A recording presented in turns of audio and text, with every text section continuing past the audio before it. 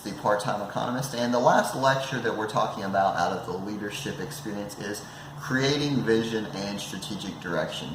So throughout the course of the book, we've talked about the different leadership skills, the different tools that the leader has, but now we're going to talk about actually creating a vision, something to work towards. So let's just jump right into it and talk about the difference between vision and action. Now, on the vertical axis, we have vision. Vision is what the leader is working for, and then on the horizontal axis, we have action.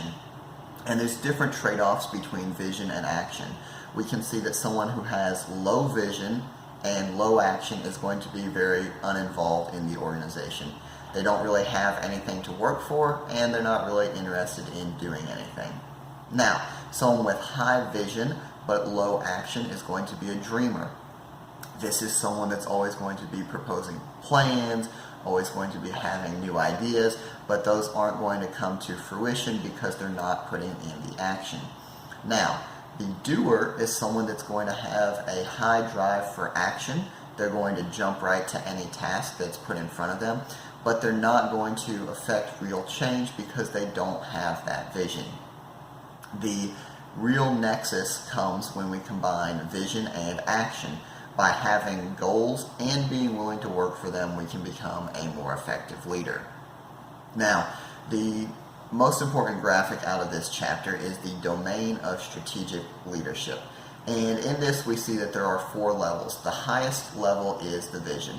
This is the long-term goal of where the organization wants to be.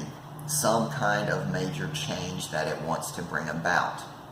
Now, the vision is closely related to the mission, and the mission is what the company stands for. Who are we? Strategy is the specific steps that a company needs to follow to bring about its vision, right? So this isn't the nuts and bolts of how do we make things work. This is what kind of players do we need to bring into the arena? What kind of alliances do we need to form? What kind of patents do we need to get approved? What kind of technologies need to be put in place to make a certain vision happen?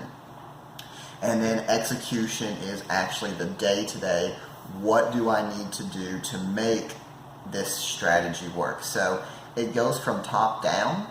The vision drives the mission, the strategy, the execution, but it's actually executed from the bottom up. So we start with the execution, we start with researching specific products, we start with incorporating different business policies, and then as we get up to strategy, because execution enabled us to have this foundation, then we're executing the strategy. We're able to bring in certain key players to assist us with developing where we want to go. Then as we get into the mission, our mission is being able to be fulfilled because we've brought all of the strategy and the execution together. We have the ability to proceed with our mission, which is going to end up fulfilling our vision. Now, there's 2 key terms that I would like to talk about. The first is vision, which is from the book, an attractive, ideal future that is credible, yet not readily attainable. So when we think about our vision, it has to be something within the realm of possibility, something that people can realistically work for, but also believe that there's a chance that it could actually happen. It can't be so far out there that people give up. It has to be achievable, but not readily attainable. If our vision is too small, then it's not really a vision. It's just another day-to-day task. And then a core competence is the thing that a company does very, very well in relation to other companies. So this is their key skill set, their bread and butter, if you will. That's all for this chapter 13. I hope that it's been useful, and I hope you'll join us next time.